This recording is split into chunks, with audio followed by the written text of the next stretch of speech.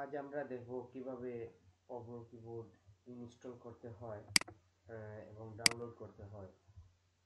Download করার জন্য আমি ওই ওয়েবসাইট থেকে আমি সফটওয়্যারটা ডাউনলোড করে রেখে দিয়েছি আপনাদের জন্য।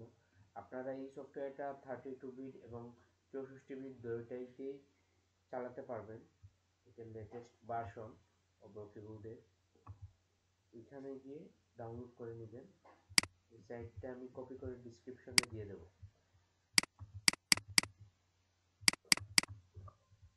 ইয়েস দেবো, নেক্সট, অ্যাকসেপ্ট,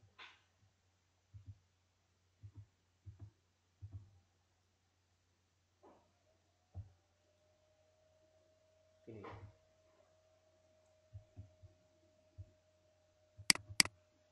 এটা কিন্তু ডাউনলোড হয়ে গেছে,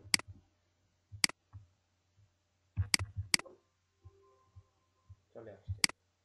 এখানে আমরা লিখতে পারবো, আপনারা দেখতে পারবেন। এটা বাংলা করে নেব।